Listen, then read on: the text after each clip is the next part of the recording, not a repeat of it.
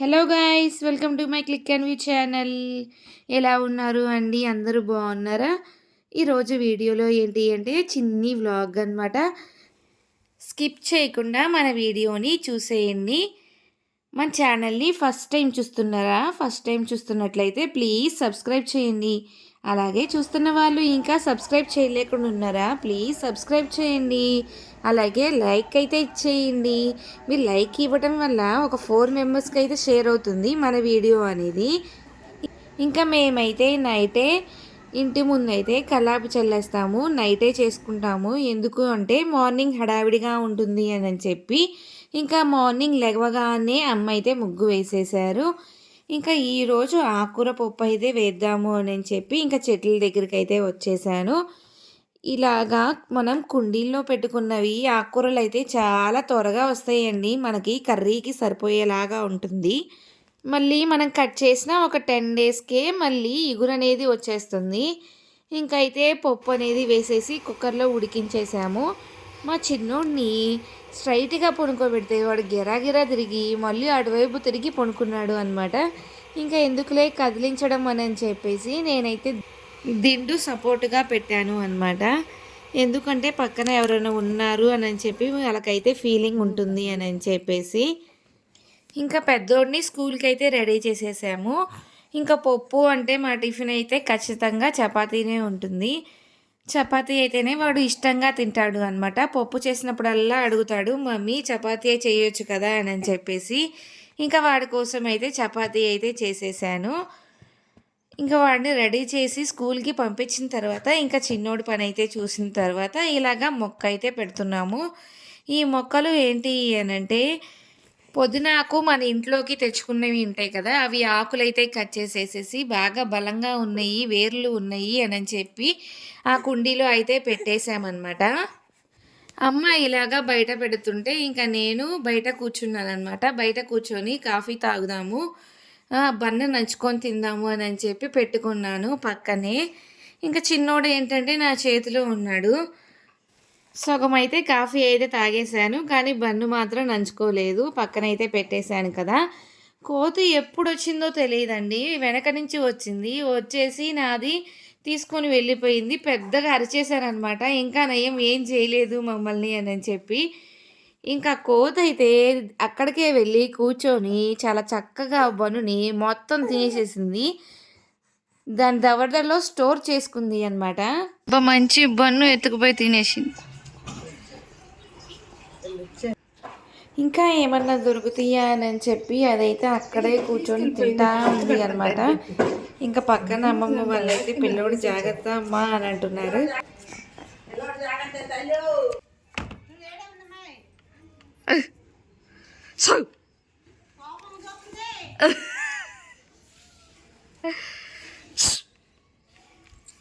అన్నీ మన మీద కచ్చగట్టినట్టున్నాయి, అన్నీ వస్తున్నాయి. ఇంకా మేమైతే డోర్ వేసేసుకున్నాము అనమాట. ఇంకా బయటికి రాకుండా కాసేపు దాకా అయితే రాలేదు. ఇంకా తర్వాత వచ్చి ఇంకా చెట్లన్నీ ఇలాగా ప్రూనింగ్ అయితే చేస్తున్నాము. ఎందుకు అనంటే తెగుల్లాగా వచ్చేసింది. ఇంకా మొగ్గలు అన్నీ విచ్చిపోయినాయి కదా అని చెప్పి వాటన్నిటిని ఇలా కట్ చేసుకుంటున్నాము. ఈ పూలని కొయ్యాలి అంటేనేమో నాకేమో కొయ్యబుద్ధి కాదు, పెట్టుకోవాలన్నా పెట్టుకోబుద్ధి కాదు. చెట్టుకుంటేనే మనకి అందంగా అనిపిస్తుంది. ఇంకా ఈ పూలని నేనైతే ఇలాగా కుండీలోనే వేసేస్తాను. అవి వాటికి బలం అన్నమాట చెట్టుకి. ఇలాగ కొమ్మలన్నీ కట్ చేసేస్తున్నాము, ఇంకా నీట్గా వస్తాయి అని చెప్పి. ఆఫ్టర్నూన్ అయితే కట్ చేసాము. ఇంకా ఈవినింగ్ అయితే పొడి ముందు అనేది వేస్తామన్నమాట. వాటర్ వేసినప్పుడు అప్పుడు ఫ్రెష్గా ఫ్లేవర్స్ అనేవి చాలా బాగా వస్తాయి.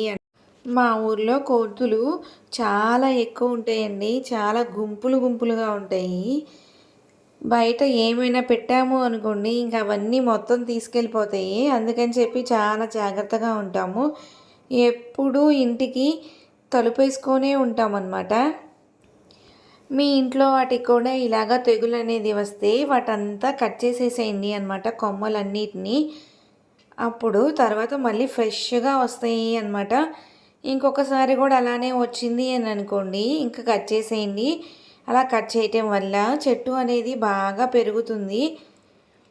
నార్మల్‌గానే ఫ్లవర్స్ అయిపోయిన తర్వాత కట్ చేయడం వల్ల ఏమవుతుంది అంటే, ఇంకా ఎక్కువ ఫ్లవర్స్ రావడానికి అయితే అవకాశం ఉంటుంది. ఇంకా ఇప్పుడైతే వింటర్ సీజన్ అనేది వెళ్ళిపోతుంది కాబట్టి, ఇంకా సమ్మర్ సీజనే కాబట్టి వాటర్ ఇస్తే సరిపోతుంది. ఇంకా కొంచెం బూస్టప్ ఇవ్వడానికి ఏమన్నా యూరియా కానీ, డీఏపీ వాటర్‌లో కలిపి కానీ ఇస్తే వాటికి బూస్టప్ ఇచ్చినట్లు ఉంటుంది.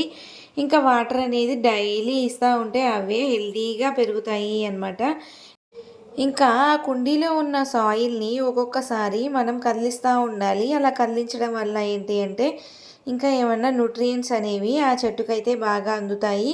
ఇదొక టిప్ అయితే మీరు ఫాలో అవ్వండి. అలా ఫాలో అవ్వటం వల్ల చెట్టు అనేది చాలా బాగా వస్తుంది అన్నమాట. సాయిల్ అనేది ఎప్పుడు అలాగే కాన్స్టెంట్‌గా ఉంచకూడదు అన్నమాట.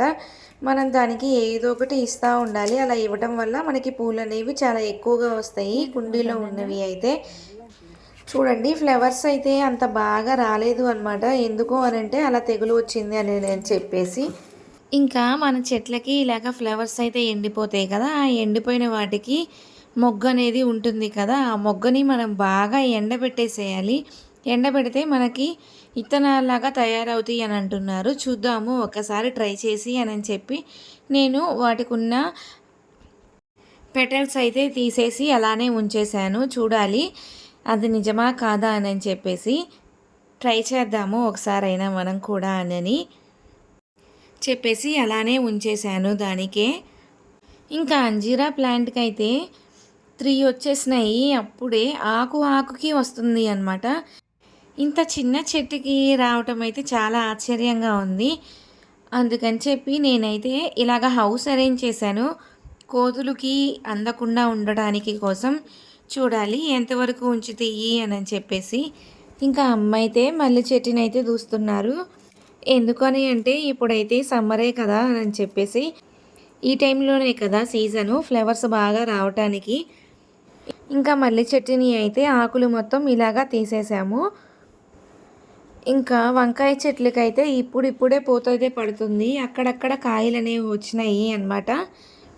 కోతులనేవి ఒక్క 2 కాయలైనా ఉంచుతాయేమోనని చెప్పి ఆశ. చూడాలి ఏం చేస్తాయో.